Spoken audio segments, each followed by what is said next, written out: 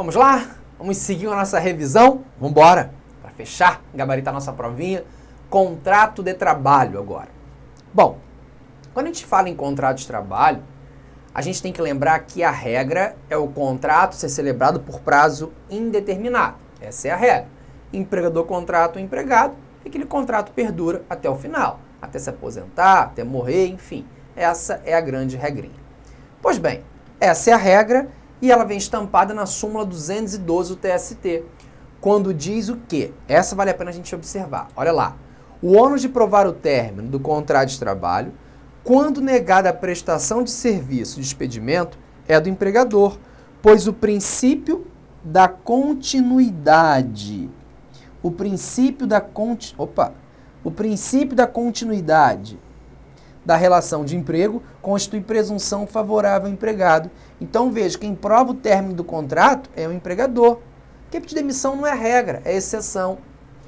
Mesma coisa, provar o despedimento é o empregador. Porque a regra não é, repito, o empregado pedir demissão. Então, término, despedimento, que for, é ônus do empregador. O princípio da continuidade gera presunção relativa. É um princípio regra. Em regra, o empregado não pede demissão, ainda mais em tempos de crise, né? Então, o princípio, o contrato regra, é o contrato celebrado por prazo indeterminado. Mas é claro, esse contrato não cai em prova. O que cai na sua prova é o contrato a termo, é o contrato por prazo determinado, em que empregado e empregador saem previamente quando começa e quando finda aquele contrato. Tanto que eu digo, não há agente surpresa. Em regra, não há que se falar em aviso prévio, já que eu sei previamente quando começa e quando finda aquele contrato. Agora, o contrato por prazo determinado, ele é possível? Ele é possível, mas ele não cabe em todas as hipóteses. Quais são as hipóteses, toma nota, de validade do contrato a termo, de um contrato por prazo determinado? É quando eu tiver um serviço transitório, uma atividade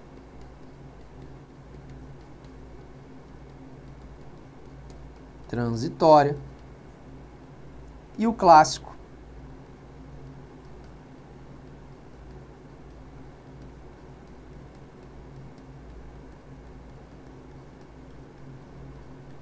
contrato de experiência. Então, serviço transitório. Vou trabalhar no shopping na época das festas de Natal, na Páscoa. Isso é serviço transitório. Agora, atividade transitória não é igual? Não. Na primeira hipótese, o serviço era transitório. Aqui não. Agora eu falo em atividade transitória. É a atividade do empregador que é transitória. É aquele empregador que tem uma fábrica que só faz ovos de Páscoa. Vai fechar agora. Fica aberta só quando? Fica aberta só em fevereiro, em março. Agora está fechado. Já vai abrir. Então é um exemplo. O empregador que tem uma sorveteria numa praia deserta, que só fica cheia na época de veraneio, das férias. No início do ano, fechado. Se a atividade do empregador é transitória, o empregado dele também será transitório. Justifica. E o clássico é o contrato de experiência, em que empregado e empregador vão se conhecer, vão se testar e vão observar se dali há a possibilidade daquele contrato se tornar um contrato definitivo. Agora, qual é o prazo máximo de validade do contrato por prazo determinado? O prazo máximo é de 2 anos. Se a prova perguntar, contrato por prazo determinado, prazo máximo, 2 anos. A exceção é o contrato de experiência, cujo prazo máximo é de 90 dias, não 3 meses, 90 dias, atente-se bem a isso. Posso prorrogar um contrato a termo? Posso prorrogar um contrato por prazo determinado? Posso sim. Posso prorrogar uma única vez dentro do prazo máximo de validade. Então, celebra um contrato de 1 ano. Posso prorrogar por mais 1 ano? Posso. Celebra um contrato de experiência de 45 dias. Posso prorrogar por mais 45 dias? Posso. Agora, posso fazer de 30 dias, prorrogo mais 30, depois mais 30. Deu 90. Eu sei que deu 90, é o máximo. Mas você prorrogou mais de uma vez. Quando você prorroga mais de uma vez um contrato a termo, um contrato por prazo determinado, automaticamente ele vira um contrato por prazo indeterminado. Então não esqueçam, o contrato por prazo determinado, ele só pode ser prorrogado uma única vez dentro do prazo máximo de validade. Prorrogado mais de uma vez, automaticamente ele vira um contrato a termo, ele vira um contrato por prazo indeterminado. Em relação à sucessão, eu posso ter contratos sucessivos? Como assim, Renzetti? Celebrei com você um contrato por prazo determinado de 2 anos. Você foi embora, acabou o prazo. Gostei de você. Posso, em algum momento da nossa relação, contratar você também por mais 2 anos de experiência? Desculpa, por mais 2 anos por prazo determinado? 2 anos de experiência é tosa, né? Posso, mas fala o legislador, desde que a gente observe essa carência de 6 meses. Quero dizer, fechou um contrato a termo, um contrato por prazo determinado.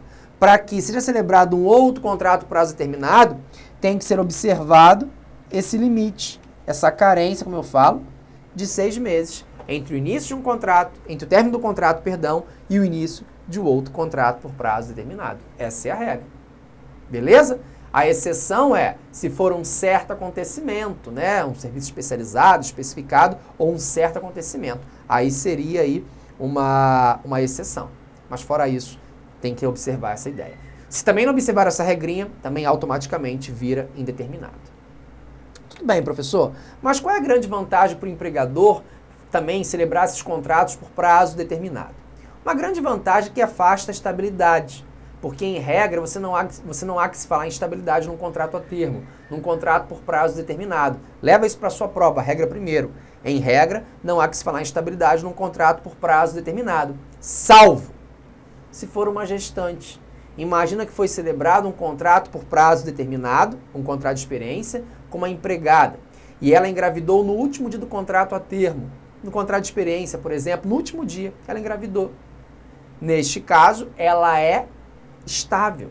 Ela vai ter estabilidade sim, desde a confirmação da gravidez até 5 meses após o parto. A súmula 244 no item 3 fala isso. A empregada gestante tem direito à estabilidade provisória do artigo 10, inciso 2, a linha B do ADCT, mesmo na hipótese de admissão mediante contrato por tempo determinado. Seja um contrato por prazo indeterminado, é claro, ou determinado ou indeterminado, ela vai ter estabilidade provisória no emprego.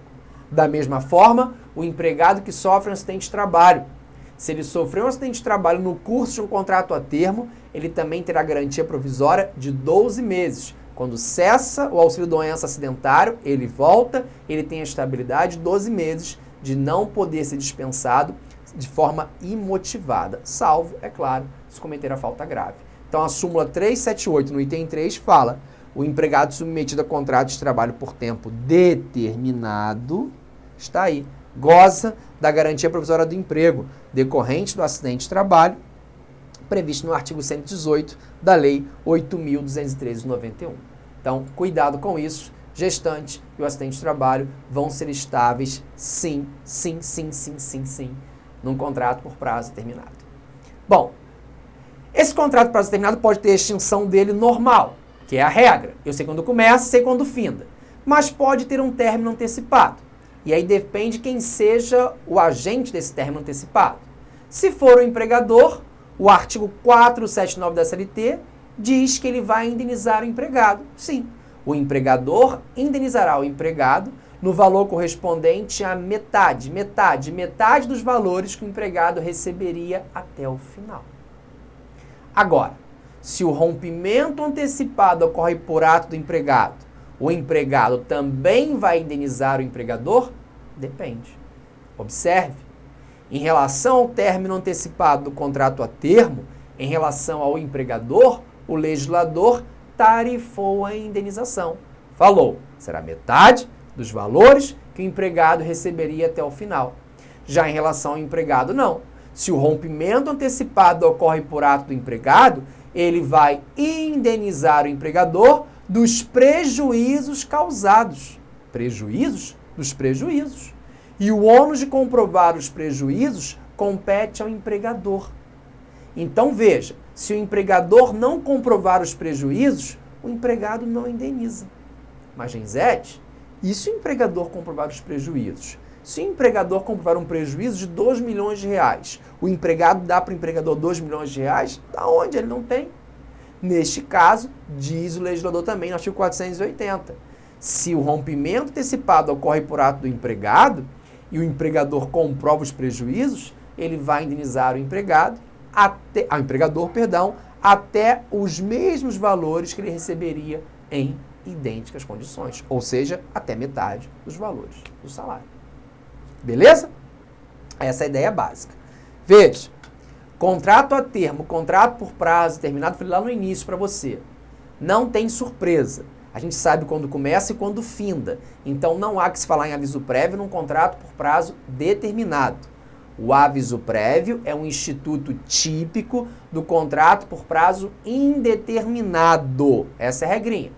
Porém, abre o olho na hora da prova, se o contrato a termo, se o contrato por prazo determinado contiver a chamada cláusula assecuratória do direito recíproco de rescisão, que nome gigantesco, né? Mas quer dizer o quê? Cláusula do aviso prévio, é sinônimo, previsto no artigo 481 da CLT, você vai dispensar essa indenização do 479 da CLT, o rompimento antecipado, e do 480 da CLT, e vai aplicar todo o instituto do aviso prévio no rompimento do contrato por prazo determinado. Tranquilo? Então tem que ficar muito esperto na hora da prova. Tem a cláusula assecuratória, aplica o aviso prévio. Não tem a cláusula assecuratória, vai aplicar a indenização do 479 e do 480 aí da CLT. Tranquilo? Fácil, fácil, fácil, fácil. Não vai cair nenhuma casca de banana. Beleza? Suspensão e interrupção do contrato de trabalho. Como é que fica essa situação? O contrato é a termo, mas não pode gerar alguma causa suspensiva ou interruptiva? Pode sim. Se gerar uma causa interruptiva ou suspensiva, um acidente, um casamento, falecimento, que for, nesse caso eu prorrogo esse período para o final ou ele é computado. Aí depende como for acordado com o empregador. Esse vale a pena. É o artigo 472, parágrafo 2º. Olha lá. Nos contratos por prazo determinado, o tempo de afastamento, se assim acordarem as partes. Pronto. Se assim acordarem as partes interessadas, não será computado na contagem do prazo para a respectiva terminação. Então tem que ser computado pelas partes. Deixa eu tomar aqui um golinho d'água, porque eu não vejo a hora de fazer esse brinde com você da vitória, viu? Com a sua aprovação. Com a caneca do RR. Muito bem. Vamos então seguir e falar agora um pouquinho ainda no contrato de trabalho da alteração do contrato de trabalho. Em especial das alterações objetivas. Veja, alterar contrato não é regra.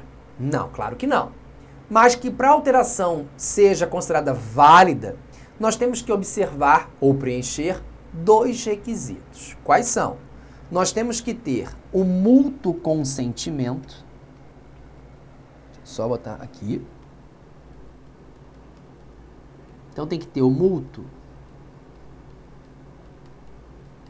consentimento, ou seja, uma alteração bilateral, e ainda assim não pode acarretar, então, ó, inexistência de prejuízos diretos ou indiretos. Tudo isso, artigo 468 da CLT. E daqui, dessa mesma ideia, a gente traz um princípio, que é o princípio da inalterabilidade contratual lesiva. A regra não é alterar, mas se for alterar, tem que ser por mútuo consentimento de forma bilateral e ainda assim não pode acarretar, quer direta, quer indiretamente, prejuízos ao empregado. Princípio da inalterabilidade contratual lesiva. Mas, Genzete, esse princípio, ele é absoluto? Pensar em algo absoluto no direito do trabalho já é meio complicado, né? Não, ele não é absoluto, não. Nós temos, para atacar um pouco até esse próprio princípio, a flexibilização. A flexibilização altera o contrato. Então, uma exceção a essa regra de você achar que ele é absoluto. Então, nós temos formas de flexibilização na própria Constituição Federal, que fala em compensação, que fala em turnos ininterruptos de revezamento, com jornada de 6 horas, salvo previsão norma coletiva.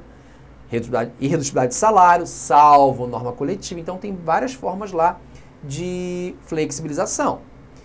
Mas a mais cobrada em prova, para provar que esse princípio da inalterabilidade contratual lesiva não é absoluto, é o ius variandi. O que é esse ius variandi? Ius variandi são pequenas modificações, alterações no contrato de trabalho, que elas podem ser, de fato, ocasionadas por ato unilateral do empregador. Acontece muito. Nós temos reversão, nós temos transferência de localidade, é um exemplo clássico, mudança na data do pagamento, tudo isso são hipóteses de ius variandi do empregador. São pequenas modificações que ocorrem por ato do empregador, né? Mas com previsão em lei ou na jurisprudência, tanto que a gente fala que são hipóteses de ius variandi extraordinário. Um clássico é a mudança da data de pagamento. O empregador paga todos os empregados no dia 1º. Não tem previsão no contrato, não tem previsão em norma coletiva, em nada. Dia 1º ele paga os empregados. Um dia ele não suporta mais pagar os empregados no dia 1º. Aí reúne os empregados e fala, vou seguir o que o concorrente faz o que a lei fala. Vou pagar até o 5º dia útil do mês subsequente ao vencido. Isso é uma alteração contratual? Sim. Ela traz prejuízo? Na prática traz, mas esquece a prática. Para a prova, não. A OJ, toma lá, 159 da STI 1 do TST, permite essa alteração desde que ela seja realizada dentro do prazo previsto em lei, que está no artigo 459 da CLT, que é até o 5º dia útil do mês subsequente ao vencido. Beleza? Muito bem. Uma outra hipótese de ius variandi do empregador é a reversão. O empregado exerce uma função de confiança. Exercia um cargo, mas passou a exercer uma função de confiança. Mas não funcionou bem nessa função de confiança. Pode o empregador reverter ao cargo anterior? Pode.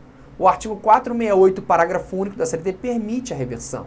Então, a reversão, ela pode ocorrer como ius variandi do empregador. Se o empregador não confia mais naquele empregado, naquela função, naquele cargo, pode tranquilamente revertê-lo ao cargo anterior. Isso não é um rebaixamento, isso é uma reversão.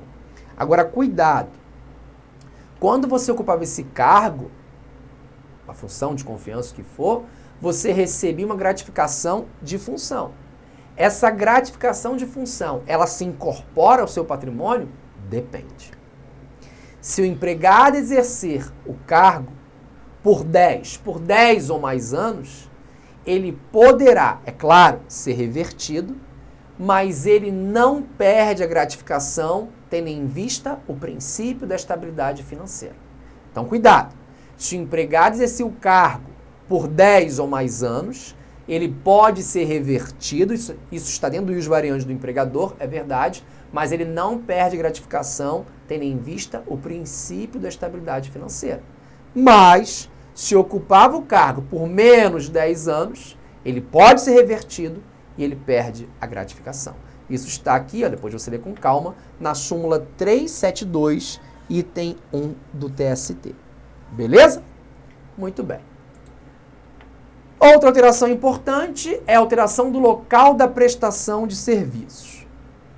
Primeira coisa, eu só vou chamar de transferência aquela que acarretar necessariamente mudança de domicílio. Repito, eu só chamo de transferência no direito do trabalho aquela que acarretar necessariamente mudança de domicílio. Se eu saio de uma loja, que eu trabalho num bairro, e vou para um outro bairro, uma outra loja, uma filial dentro da mesma cidade, isso não é transferência. Transferência é, eu saio da filial de São Paulo e vou para do Rio de Janeiro. Isso é transferência. Isso é transferência. Beleza? Então, transferência é mudança de domicílio. Para eu pensar em transferência, qual é a regra? Ela tem que ser bilateral. Acordada entre empregado e empregador. Essa é a regrinha. Previsto no próprio artigo 469 da CLT. Mas a regrinha da transferência ser bilateral traz exceções. Existem situações em que a transferência passa a ser um ato unilateral do empregador. Quais são as situações? As situações básicas são quando houver necessidade no serviço, é muito importante, para empregado empregados diferenciados, que exercem um cargo de mando, de comando, de gestão, cargo de confiança. E também para aqueles empregados cujo contrato de trabalho conste a possibilidade, a previsão de transferência. Parou? Renzetti me ensinou. Transferência, em regra, é um ato bilateral, salvo para o empregado que exerce um cargo de confiança ou para o empregado que tem essa condição no seu contrato de trabalho. Se houver necessidade do serviço, ele poderá ser transferido de forma unilateral. Quando você fala em haver necessidade do serviço, você quer dizer o quê? Que eu não posso, eu empregador, utilizar a transferência como penalidade. Não.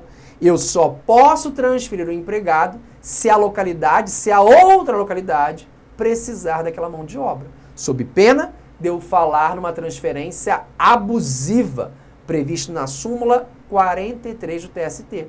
Transferência abusiva é aquela transferência que é feita sem a necessidade do serviço. Então, essa, sem dúvida, é a primeira exceção.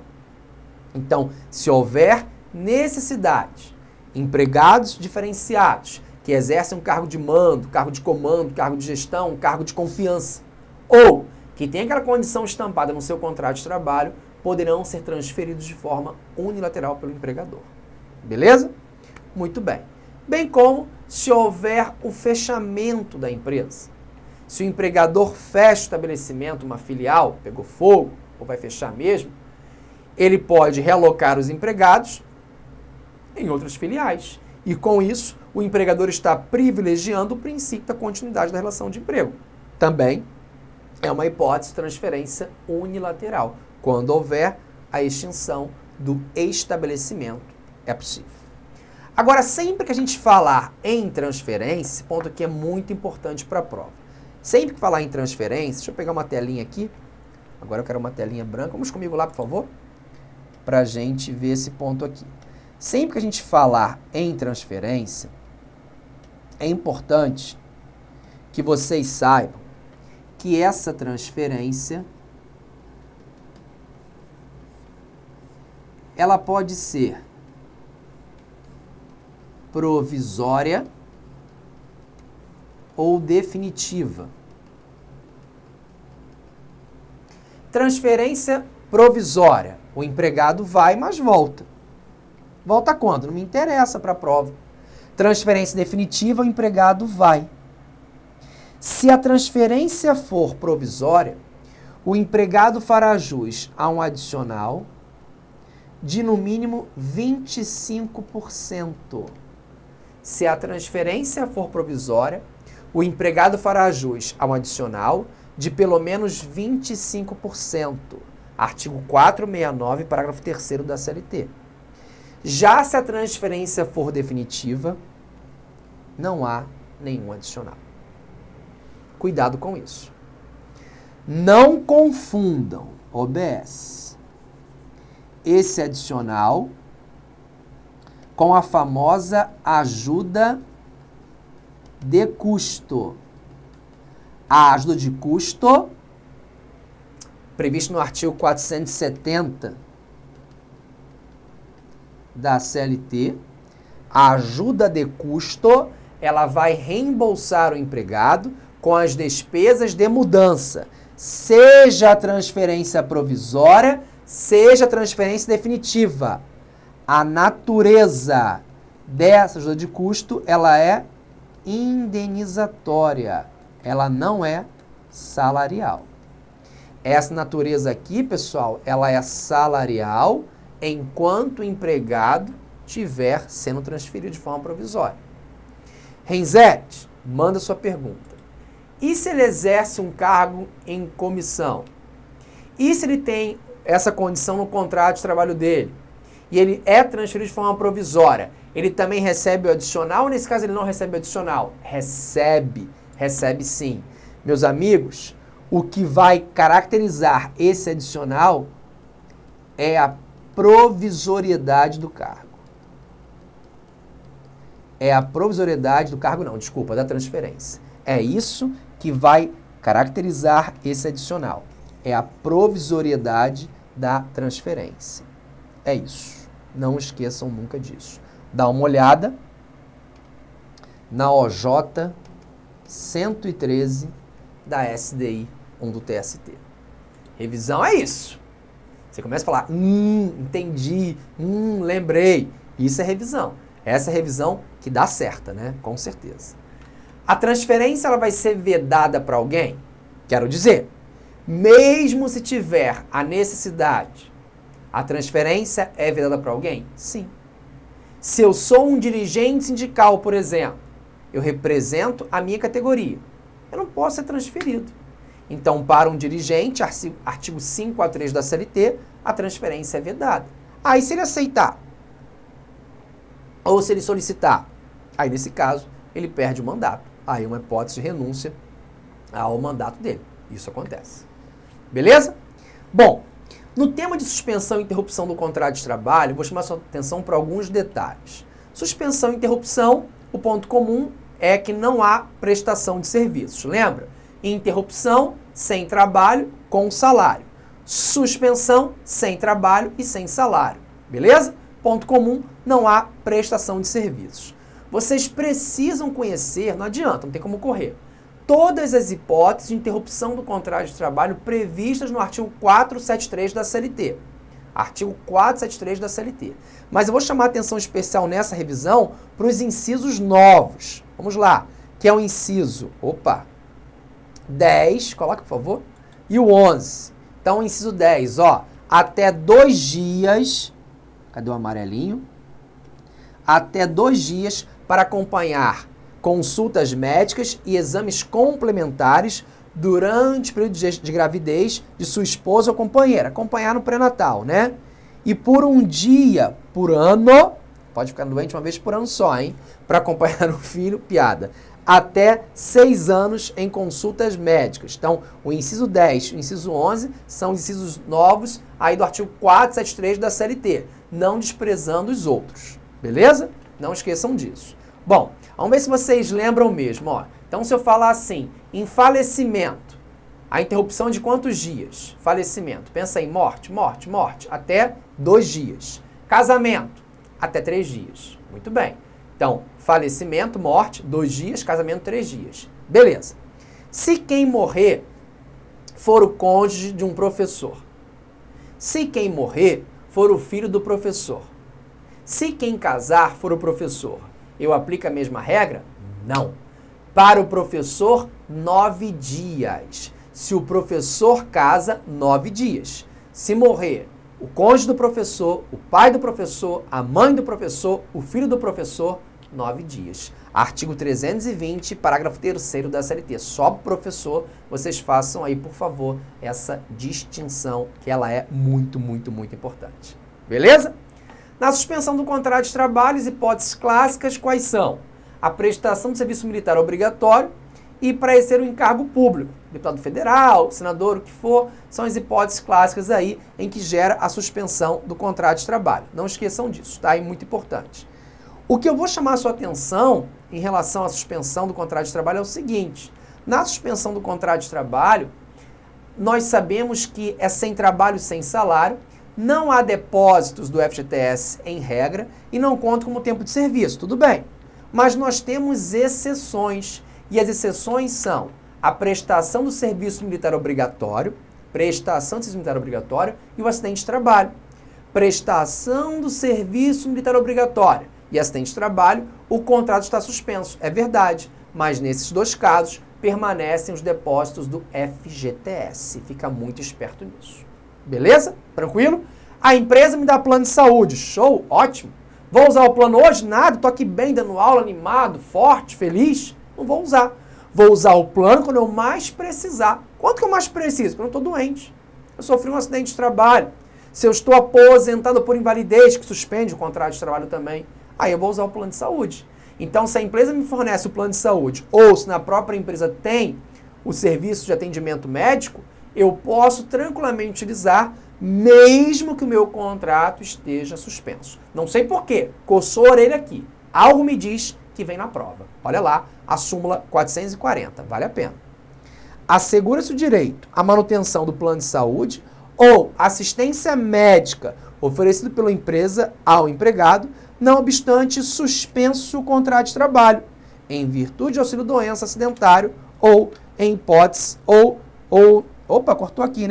na hipótese de aposentadoria por invalidez, tá? Só cortou aqui, mas depois vocês olham. Então, quando você mais precisa, você vai usar o plano de saúde ou assistência oferecida pela empresa.